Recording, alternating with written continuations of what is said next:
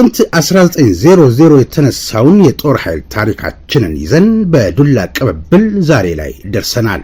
ይህ ሞርስ ኮሙኒኬሽን ነው። የኢትዮጵያን ሉዓላዊ ግዛት እየጠበቀና እያስከበረ ዛሬ ላይ ያደረሰውን ትናንት ደሙን ያፈሰሰ አጥንቱን የከሰከሰውን እያመሰገነ ታሪኩን እየተረክን የፈጸመውን ጀብድ እየዘከርን ለዛሬው የጦር ኃይል ብርታት እንዲሆነው እያደረግን ለነገው ተተኪ ጀግንነትን እንዲወርስ ተግተን እንሳ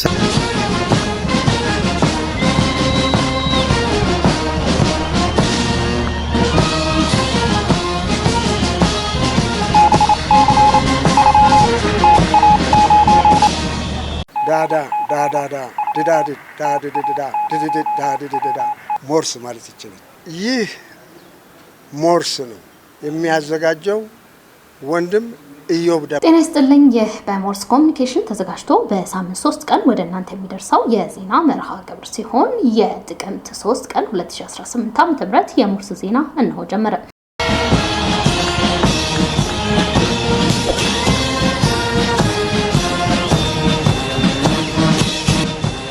የፌዴራል መከላከያ ሰራዊት የሰንደቅ ዓላማ ቀንን በደማቅ ስነ ስርዓት አከበረ። 18ኛው የሰንደቅ ዓላማ ቀን በፌዴራል መከላከያ ሰራዊት ጠቅላይ መምሪያና በተለያዩ የጦር ክፍሎች እየተከበረ ነው። በአከባበር ስነ ስርዓቱ ላይ ጄኔራል ጌታቸው ጉዲና የሰራዊቱ ከፍተኛ አመራሮችና አባላት ተገኝተዋል። በወቅቱም ሰንደቅ ዓላማችን የሉዓላዊነታችን ነጸብራቅና የአንድነታችን ማሳያ ነው ሲሉ ጄኔራል ጌታቸው ጉዲና ተናግረዋል። ጄኔራል ጌታቸው ጉዲና ሀገራችን የዘመናት ስብራቷን በመጠገን በማንሰራራት ላይ ነች ሲሆን ሰራዊቱም ለሀገሪቱ ከፍታ በሰንደቅ ዓላማው ስር የገባውን ቃል ይፈጽማል ብለዋል። 18ኛው የሰንደቅ ዓላማ ቀን ሰንደቅ ዓላማችን ለኢትዮጵያ ታላቅ የከፍታ ዘመን ብስራት፣ ለብሔራዊ አንድነታችን፣ ለሉዓላዊነታችን፣ ለኢትዮጵያ ህዳሴ በሚል መሪ ሐሳብ እየተከበረ ይገኛል።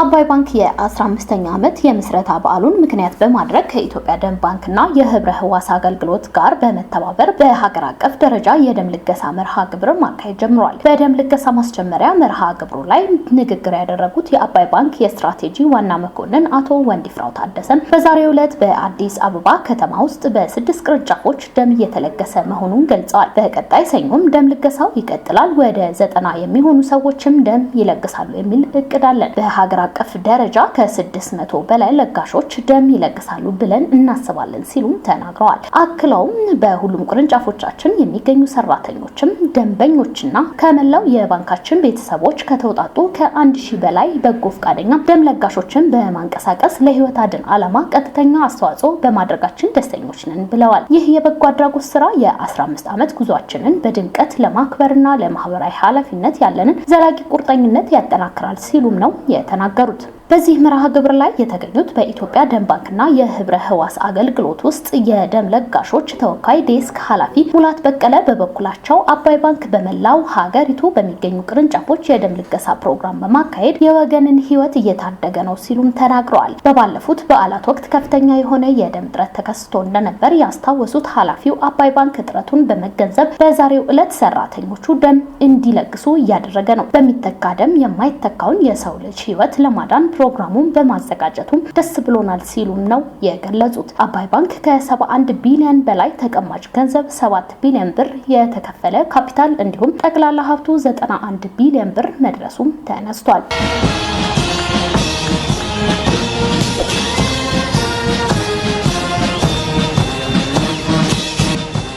ታላቁ የኢትዮጵያ ህዳሴ ግድብ ግንባታ ገና ሲጀመር አንስቶ ስትፎክርና ስትዝት የነበረችው ግብጽ አሁንም ግድቡ ተመርቆ ፉከራዋን አላቆመችም። የሀገሪቱ ፕሬዝዳንት አብዱል ፈታህ አልሲሲ ብሔራዊ ጥቅማችንንና የውሃ ደህንነታችንን ለማስጠበቅ አስፈላጊ የሆኑ ሁሉንም እርምጃዎችን እንወስዳለን ሲሉ ፎክረዋል። ኢትዮጵያ ታላቁ የህዳሴ ግድብን በማስተዳደር ላይ እየተከተለችው ባለው ኃላፊነት የጎደለው አካሄድ ላይ ሀገሬ እጇን አጣጥፋ አትመለከተም ሲሉም ተደምጠዋል። በተባበሩት መንግስታት ድርጅት ላይ መተማመናችን እንደ ድክመት መቆጠር የለበትም ማለታቸው ተናግረዋል። ፕሬዝዳንቱ ባልተመጣጠነ የውሃ ፍሰት የታችኛው ተፋሰስ ሀገራት ላይ ጉዳት እየደረሰ ነው ሲሉ ተናግረዋል። ኢትዮጵያ አስቀድማ ሳታሳውቀን ሳትተባበር ወጥነት የሌለው ውሃ ትለቃለች ብለዋል። ከሳምንታት በፊት ሱዳን ውስጥ ለደረሰ ጎርፍ ግብጽ ኢትዮጵያን ወንጀላ ነበር። ኢትዮጵያ ከዚህ ቀደም ግብጽ ላቀረበችው ወንጀላ ምላሽም ሰጥታ ነበር። ይኸው ምላሽም ግብጽ ያቀረበችው ክስ በሐሰት የተሞላ ተንኮላዘል ነው የሚል ነው። ግብጽ የግድቡ መሰረት ሲቀመጥ ነው ፉከራና ዛቻ ማሰማት የጀመረችው። ሀገሪቱ እንዲሁ እንደፎከረች እስካሁን አለች። በተደጋጋሚ ነይ ወደ ስምምነት ግቢ ብትባልም ስምምነት ሳታደርግ ቀርታለች። የፉከራና ዛቻ መገለጫዎችን እየሰጠች ግድቡም ተመርቋል። አሁንም ቢሆን ግን ከመፎከር ወደ ኋላ አላለችም። ግብጽ ግድቡ እንዳይሰራ ኢትዮጵያ ድጋፍ እንዳታገኝ ዘመቻ ከማድረግ ባለፈም በሀገር ውስጥ ያለውን የፖለቲካ አለመረጋጋት በመጠቀም እንዲሁም ለምዕራባውያን ሰዎች ግቦ ጭምር በመስጠት ስራው እንዲደናቀፍ ጥረት ማድረጓ የአደባባይ ሚስጥር ነው።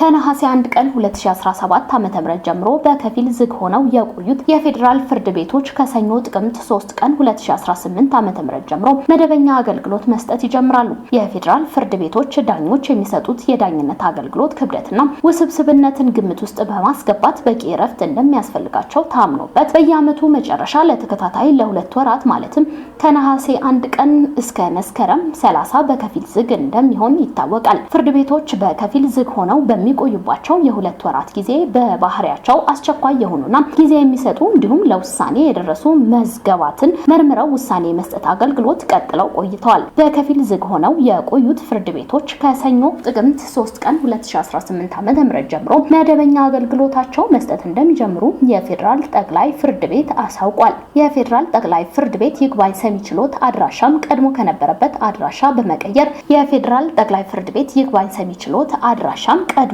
ከነበረበት አድራሻ በመቀየር ከአብርሆት ቤተ መጻሕፍት 100 ሜትር ዝቅ ብሎ ፍርድ ቤቱ አዲስ እያስገነባ ባለው ህንጻ ውስጥ የሚጀምር መሆኑን ገልጸዋል።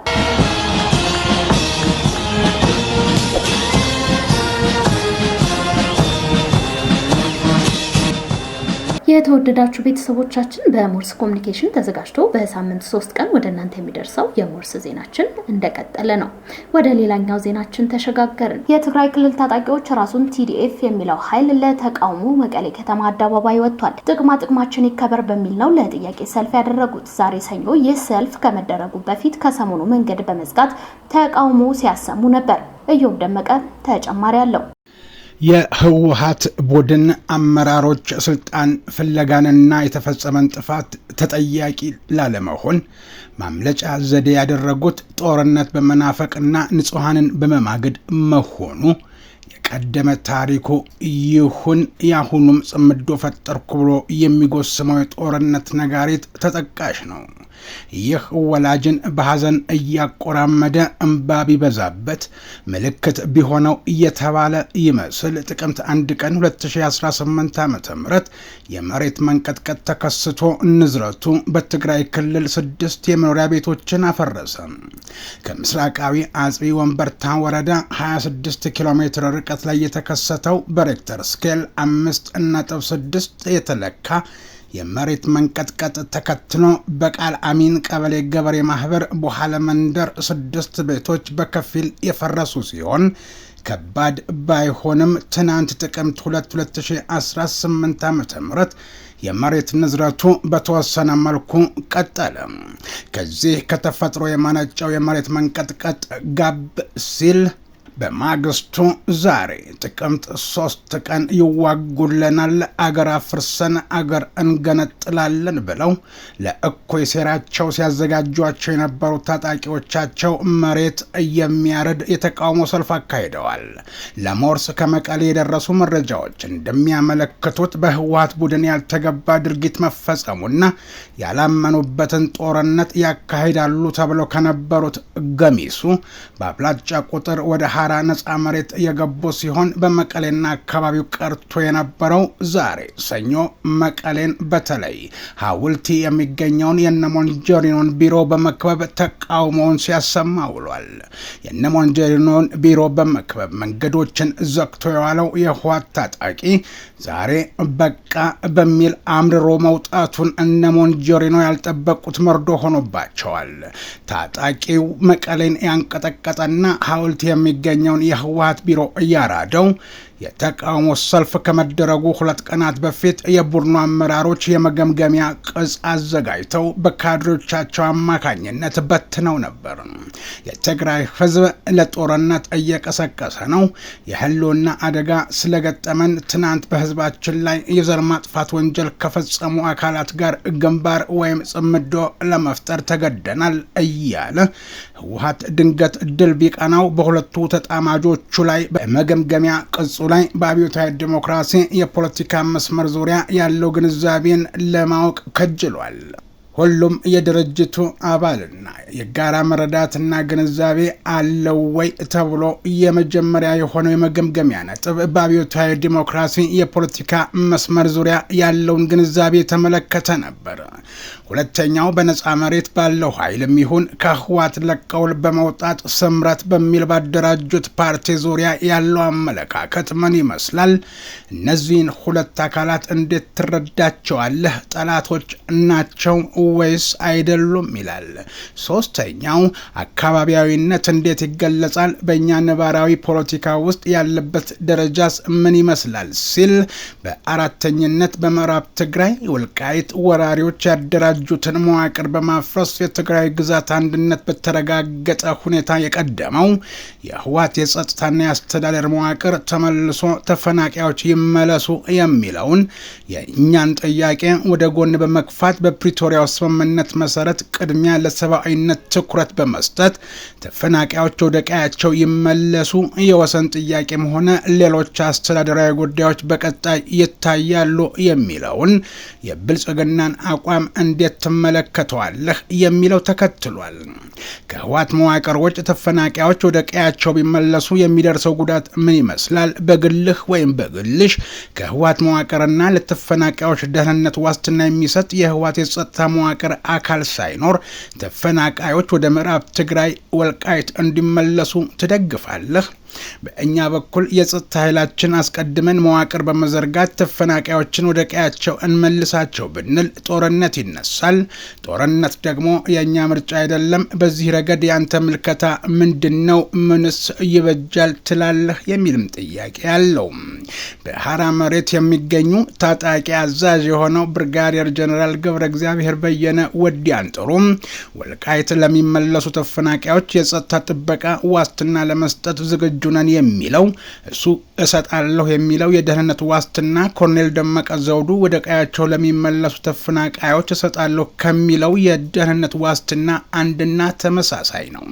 ካጋጠመን ፈተና በዘላቂነት ለመውጣት የጋራ መፍትሄ ምን መሆን አለበት ትላለህ? ይላል።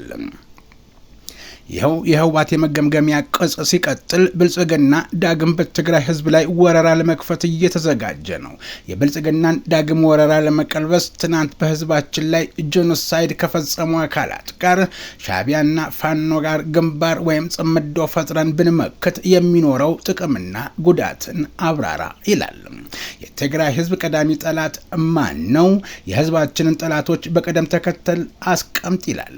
6ኛ ተራ ቁጥር ላይ የተቀመጠው። በ7ኛ ተራ ቁጥር ላይ የአባላት ስነ ምግባር ምን ይመስላል? በተለይ ከዚህ በታች ከተቀመጡት የአባላት ስነ ምግባር መለኪያዎች አኳያም ሚስጥር ጠባቂነት፣ ቁማርተኝነትና ስካር፣ ዴሞክራሲያዊ ማዕከላዊነት፣ ስርቆትና ማታለል የሚሉት ተጠቅሰዋል። በጠላቶቻችን ላይ ያለው ግንዛቤ ብሎም ጠላቶቻችንን ለመዋጋት ወይም መመከት ያለው ግንዛቤና ቁርጠኝነት እንዴት ይገለጻል የሚሉ ጥያቄዎችን ለይስሙላ ህዝብ አወያይቼ ነበር ለማለትና ወደ ጦርነት ሊገባ እየተዘጋጀ ሳለ ነው መቀሌ ከፍተኛ ውጥረት መንገሱ ትናንት እሁድ ምሽት ላይ በድንገት የተሰማው። ደሞዝ ያልተከፈላቸው የቀድሞ ታጋዮች አደባባይ በመውጣት ድምጻቸውን ሲያሰሙ የህወሓት ከፍተኛ አመራሮች አመራሮች 4 ኪሎ ደርሰናል፣ ህዝቡ ዳግም ይታጠቅ የሚሉ መግለጫዎችን በሚሰጡበት ወቅት በድርጅቱ ስር የነበሩ በሺዎች የሚቆጠሩ ታጋዮች ደሞዝ ባለመከፈሉና የትጥቅ መፍታቱ ሂደት በመቋረጡ ነው ከፍተኛ ተቃውሞ ያነሱ ሲሉ የሞርስ ምንጮች አስረድተዋል።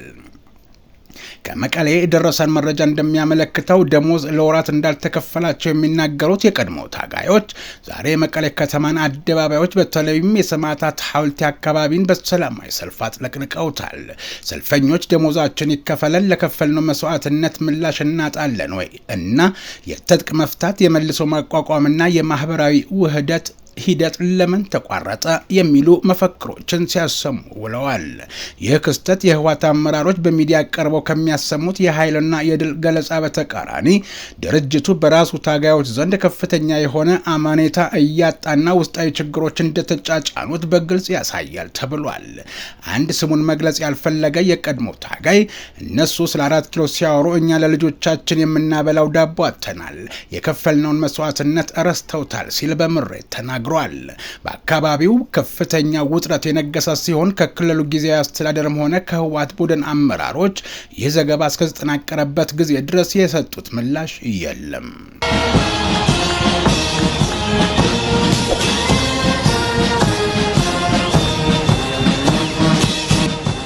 የሞርስ ኮሙኒኬሽን ቤተሰቦች ላይክ፣ ሰብስክራይብ፣ ሼር በማድረግ ሌሎች ቤተሰብ እንድናፈራ ስላደረጋችሁን እናመሰግናለን።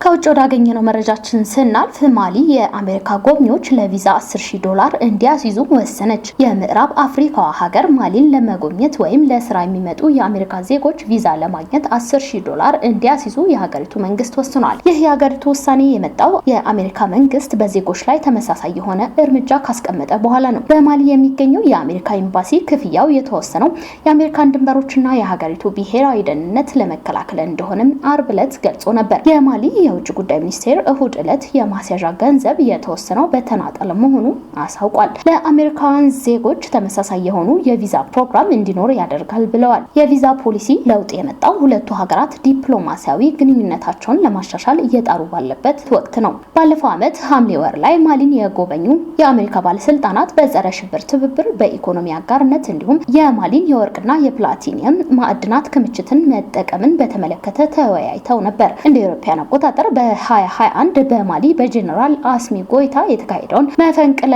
መንግስት ተከትሎ የሁለቱ ሀገራት ግንኙነት እየቀዘቀዘ መጥቷል። ከመፈንቅለ መንግስት በኋላ ማሊ በጂሃዲስቶች የሚደርሰውን ተደጋጋሚ ጥቃት ለመመከት ከሩሲያ ጋር ያላትን ግንኙነት አጥብቃለች። የፈረንሳይ ወታደሮችን ከሀገራቸው ያባረሩት ጄኔራሉ በሩሲያ መከላከያ ሚኒስቴር ስር የሚንቀሳቀሱትን የዋግነር ቅጥረኛ ወታደሮች ወደ ሀገራቸው ጋብዘዋል። ባለፈው ሳምንት የቡርኪና ፋሶ ወታደራዊ መንግስት አሜሪካ ለዜጎች ቪዛ መስጠት በማቆሟ የተነሳ ወደ ሀገሪቱ የሚላኩ ስደተኞችን እንደማይቀበል አስታውቆ ነበር።